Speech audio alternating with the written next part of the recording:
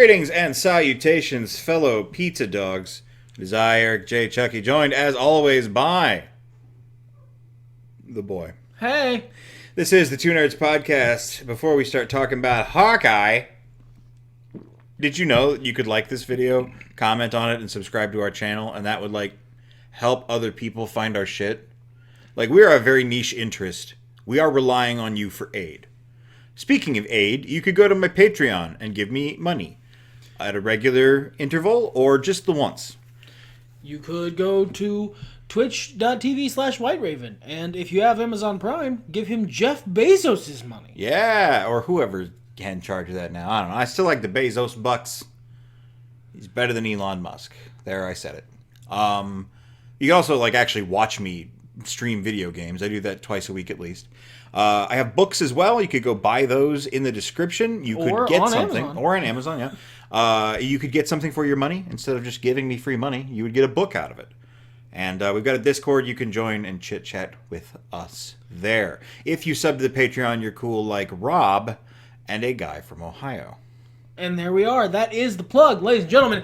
Let us talk about the latest Marvel Disney Plus series, actually in the MCU, and that is Hawkeye. And so the other Disney Plus series have had ups and downs. They've had ones I liked, and ones that were okay, like What If. I have still not watched What If. And that's okay, too. This one was good. This one wasn't universally good. There were some moments that I didn't like quite as much, but it was a good one overall. It was a hit. What about you, sir? Did you enjoy Hawkeye? Yeah, I'd say it's probably my second favorite series next to Loki. I guess this is the spoiler-free review portion of our review. Yeah, we do those sometimes, yeah, sure. I likened it to a more mature version of the classic Ninja Turtles films. Very New York-centric, doing shit in the shadows for the most part. Very big themes of family and loss and just trying to be a good person even when the world doesn't want you to be. And lots of emotional yelling.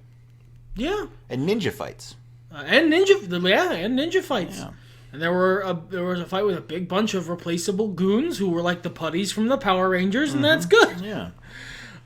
This was a Christmas movie, but it was like several episodes of a Netflix series also. And in the spirit of Iron Man 3, the MCU is good at Christmas movies, so they did a good job. Yeah. I like that it wasn't more than just set dressing, or rather that it was more than just set dressing, excuse me. Yeah, this isn't Die Hard. This isn't an unrelated thing that happens to take place on Christmas. No, it's a Christmas thing. Yeah. And that's cool. And I like that Hawkeye finally really got to be Hawkeye. They incorporated some stuff from the comics that Hawkeye in the MCU has not previously had, which was cool. I mean, some of it he's had, like the trick arrows, but we just don't see them very often. Yeah, you'll get one or two moments a movie about it. Yeah, they're not drawn attention to, really. And they really shine up Hawkeye, and Jeremy Renner finally gets enough screen time to give him a character arc. Yeah. And he does a great job because Jeremy Renner's a good actor. Yeah, I was really happy with this. They adapted, mostly, a storyline in the comics that I really liked, and that is present in the mediocre mock-up of the logo I've done on our title card here. And all of the end card graphics for the credits, for the show itself, and just the storytelling and characters involved. I mean, obviously it's different. It's an interpretation. They took some different steps, but... The MCU always does. Yeah. They never do anything completely straight. What's the point? Why adapt something if you're just going to... I could just go look at the comic. It's fine. I like those. Yeah. Overall, I'd give this series an A+. I wasn't super fond of the, 5th episode? I believe it is... Fourth. Yeah, episode 4. It was okay. Don't get me wrong. Episode 4 was the only episode that felt barring a couple very important things that do happen in it, sort of by the numbers. It felt a little fillery. It felt like it lifts right out to a certain degree because it's the episode where they have to, do the breakup of the team so that the team can come back together. But they do that almost instantly in the next episode, so I'm not that mad about it. Yeah, like when I watched it, I was like, I didn't care for that much, but whatever. There's 2 more episodes. In context, with the whole series encapsulated, I think it's fine. Yeah. Well, that's the spoiler-free section. Do we want to get into spoiler territory? Yeah, we already did a couple spoilers. Let's go. Oh, there's a 3rd act breakup. Well, what the fuck do you know? Look, it's a Marvel series, man. There's not going to be that many surprises. I mean, and if you exist on social media at all, you already have the spoilers for everything. Hey, fucking Kingpin, right? Why don't you talk about how much you love Kingpin while I, for no reason, go into the next room and touch things? Yeah, okay. So, Vincent D'Onofrio's Kingpin comes back in this series. They hold off showing him. They hint at him. You see what is clearly Vincent D'Onofrio's hand early on in the series. And then he's in the shadows. He's very Kingpin-y, much like the beginning of the Daredevil series. And then, at the end of episode 5, they show him in like a picture. It turns out to be a little video. He's in a lot of episode 6, and he's doing a great version. He's doing a little bit of a different version than the Netflix series. Kingpin's a little bit less in control even than the Netflix series, and he's also a little bit more animated.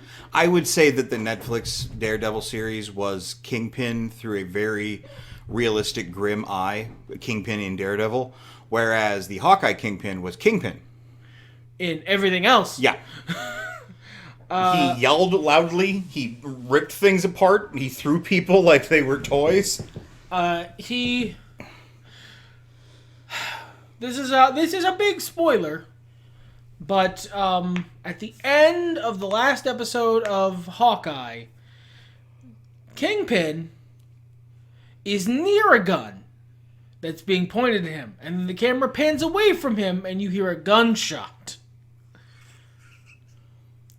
The internet was upset about that. See, I'm of 2 minds on it. First of all, I wish I had more familiarity with the comic series that inspired this show, because then I would just have this knowledge. But, man, there's a lot of fucking comics out there.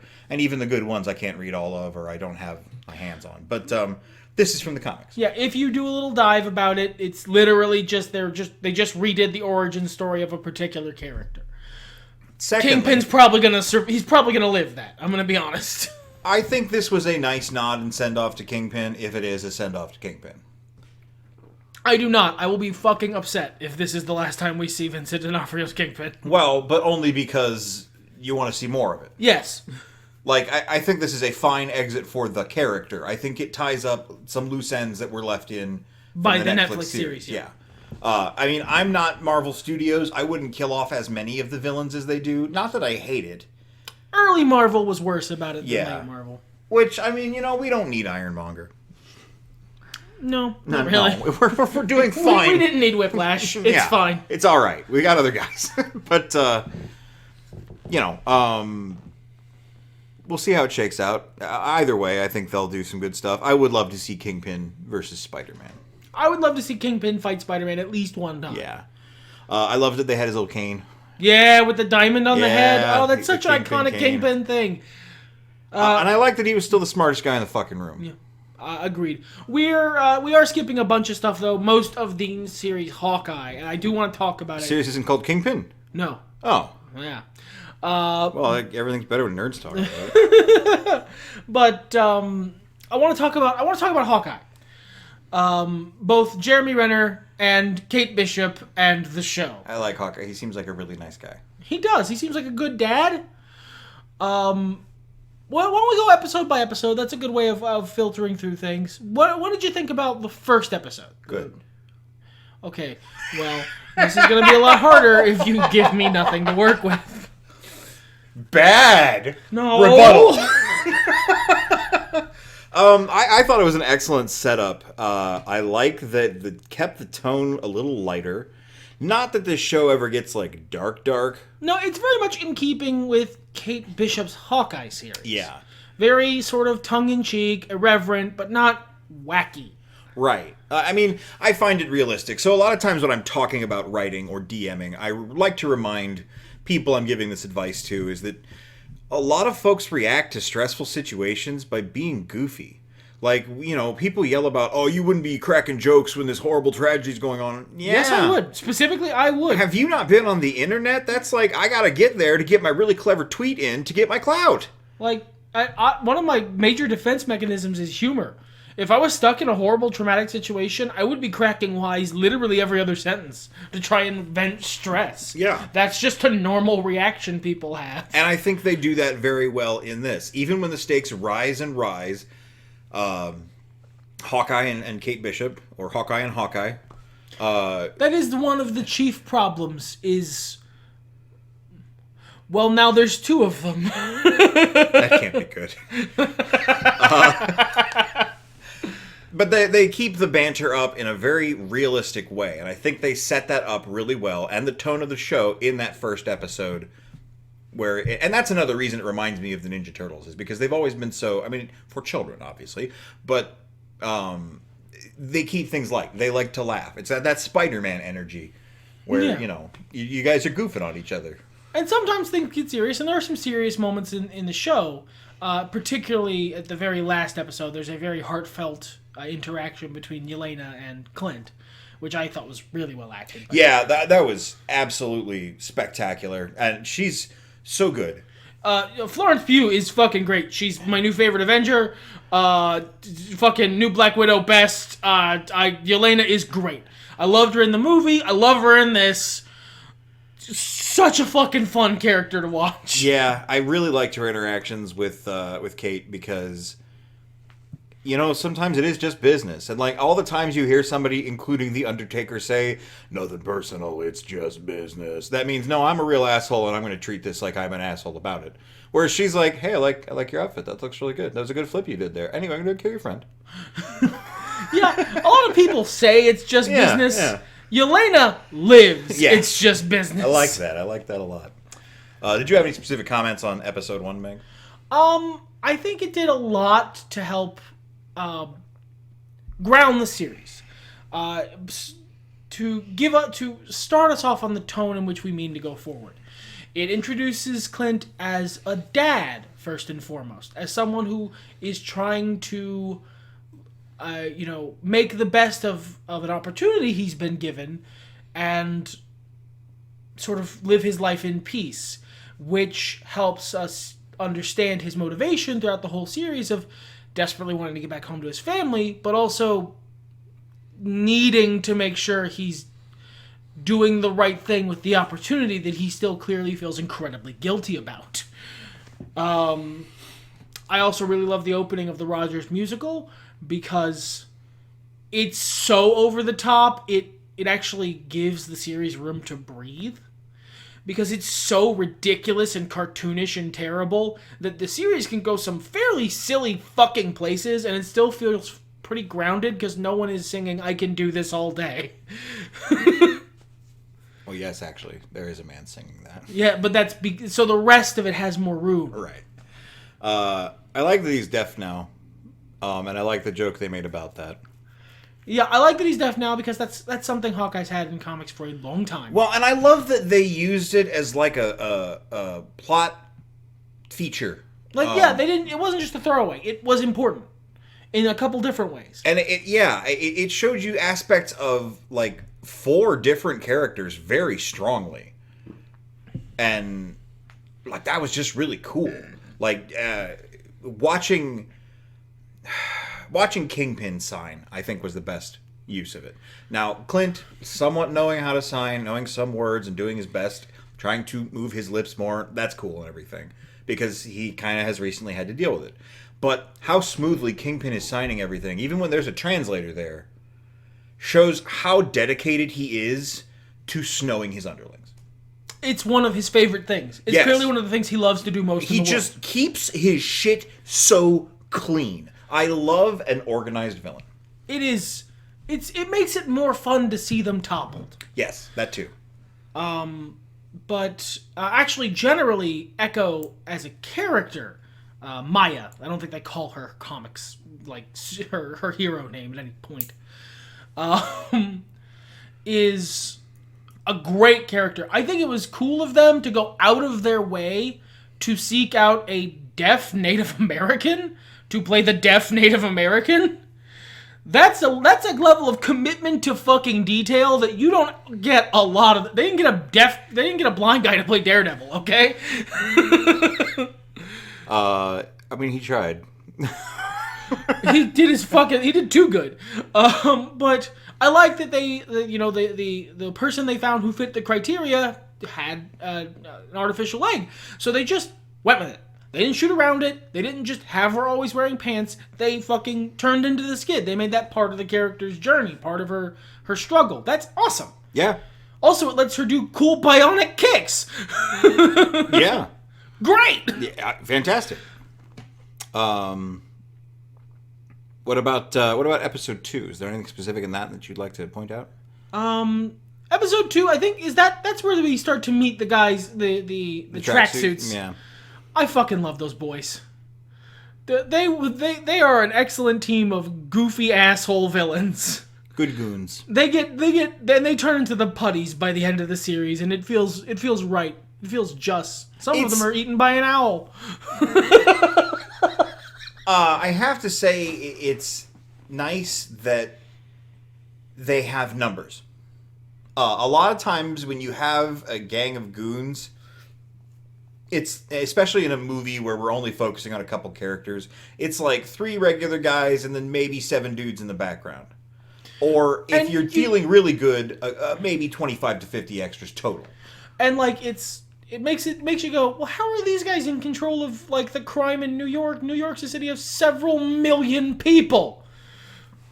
No, there's just a lot of fucking tracksuit mafia guys. Yeah. Who go bro and come out in their fucking, was it the Royal Tenenbaums outfits? And the banter with them was just so good. The realness of it all, like, I don't know, everything being kind of tongue in cheek in this show, I really appreciated it. I think they hit the tone so well, and I would agree with you. That was probably the highlight. Yeah, I guess Clint having to go to a LARP and being frustrated about that was pretty solid as well. Also, did someone on the writing staff of this, like, is there a LARPer in the writing staff of this? Because there's a weird amount of prominence to live action roleplay that I did not fucking expect out of the Hawkeye series. I'm not hating on it necessarily. It's just I just really didn't see it coming. I just did not see that coming. I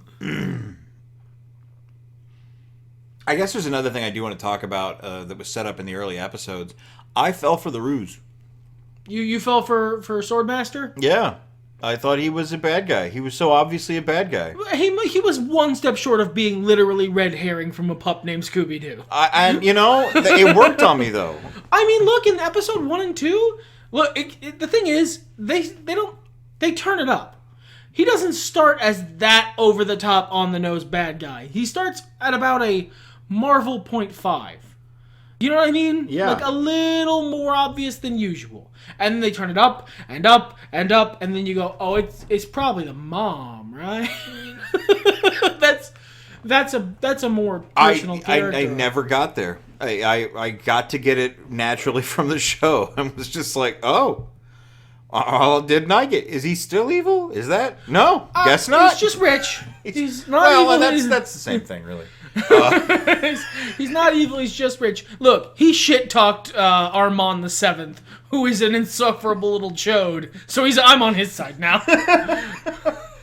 Yeah, that was really good. And honestly, I think her mom's character, like how dark you find out she is and is willing to go, and how much she acts like it's just fucking normal. I love how self-righteous she is. Yeah. I love what a fucking uber Karen she becomes. It's not even a self-righteousness that burns. Kingpin burns with his self-righteousness. She's accepted it. Kingpin isn't self-righteous. Kingpin knows he's a wicked man doing wicked acts and is okay with it. Well, I suppose that's fair. She has her big fucking condescending speech about how that's just how the world is. I've protected you from it. You're too weak to live without me. You're too weak to be poor. But it's not over the top. Is the beautiful thing. It's just this thing she's convinced herself of, so she can be terrible, guilt free. Yeah, it's the lie she has told herself. Yeah. I'm not doing this because I'm a shitty, irresponsible, immoral, greedy bitch. I'm doing it because I need to protect my sweet daughter who's too weak to take care of herself. Your daughter's a superhero, Karen. And she got you arrested. Ha ha. On Christmas. It really throws into sharp relief the conversation that happens like right before that too, where Kate looks at Clinton and explains that, you know, it was him who showed her that being a hero isn't about shooting lasers from your hands or being able to fly. It's about doing the right thing no matter the cost. Yeah. And she did the right thing. And it cost a lot. She is going to have to deal with that. And, yeah, oh yeah. Yeah. There's a lot of people with really toxic parents that probably got a nice vicarious thrill out of the ending of that series. Yeah, I bet you that happens. Yeah. I don't know. I think we've already talked about Echoes, about why Echoes is good because of Echo. A special shout out, one of my favorite actors who doesn't get enough play in Hollywood got to play Echo's dad. Not a big role, not a long role, but at least he was in something in the MCU, and I'm happy for the guy. Yeah, same. I'm a huge fan of his.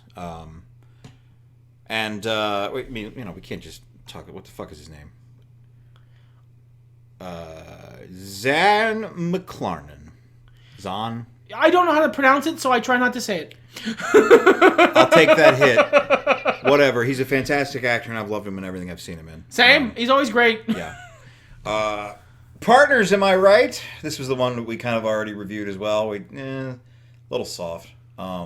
It's an episode that does what it needs to do. The big fight at the end with Maya and Elena and Clint and Kate all having like a big burly brawl on the roof. That was cool. It was fun. Okay. Like I don't know. The whole thing was just kind of. I mean, I expect it narratively. It was the part of the series that was the most by the numbers. Yes. And as I've said, I expect it narratively. And I don't think it was unnecessary. Just tonally, it was kind of more. Otherwise, I think it was still good. The acting was still good. There was still a lot of good stuff. If I had any actual nitpicks, I'm kind of surprised that it took Clint that long to realize what the weird flashing lights were when she broke into the apartment. Because I knew what they were, and I'm not a deaf guy. It's played up as being fairly recent for him. Yeah, I suppose. But he's also, Clint Barchin.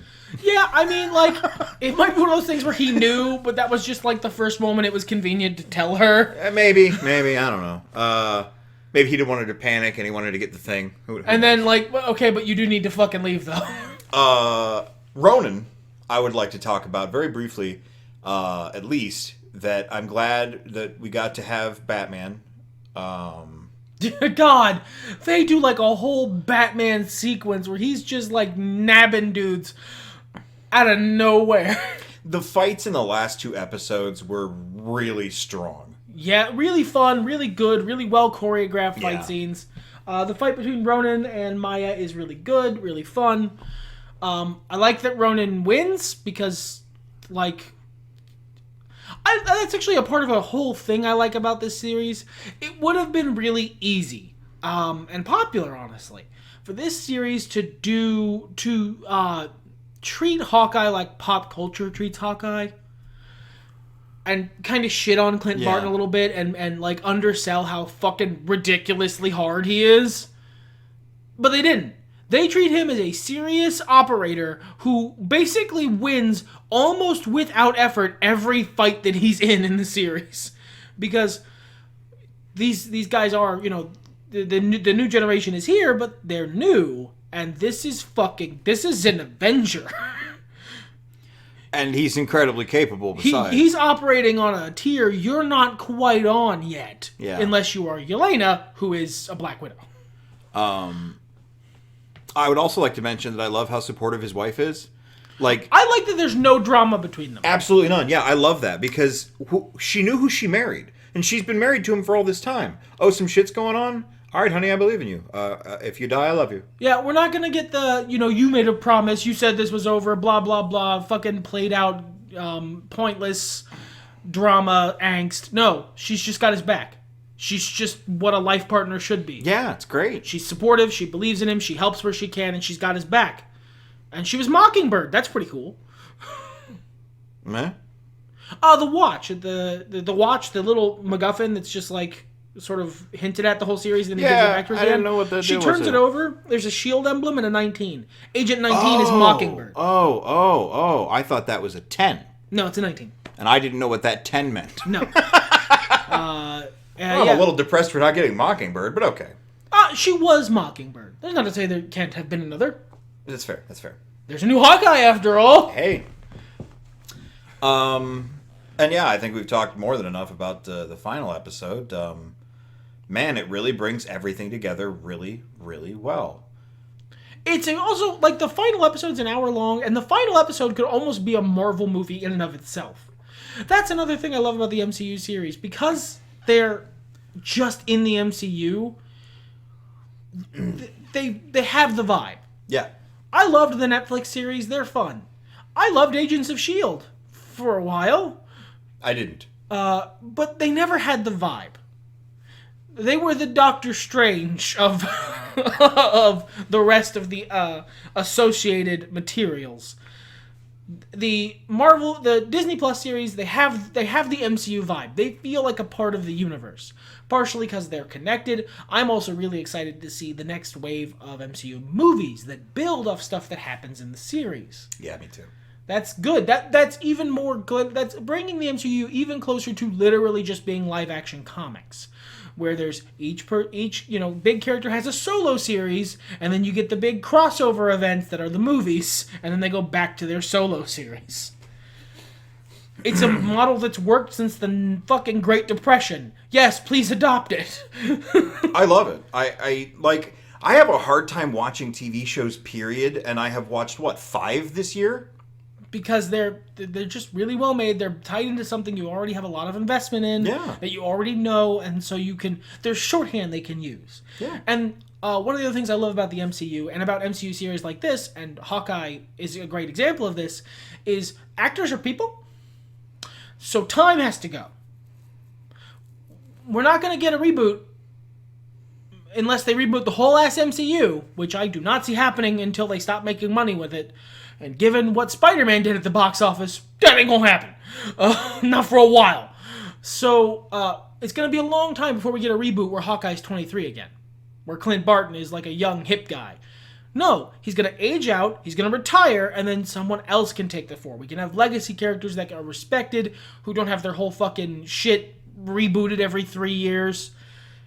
I love that. I love that. It forces comic storytelling to move forward in a way that comics themselves often are very reluctant to do. Yeah. I honestly feel like this series ended with Clint's retirement. Yeah, this is clearly the passing of the 100%. torch. This is clearly Clint passing the torch on to Kate Bishop to be the new Hawkeye, who is best friends with the new Black Widow. As is writ, there must always be two. I wish I had the depth and complexity of analysis that you are bringing to this podcast, and I thank you for that, my friend. But I don't. Series good. Watch.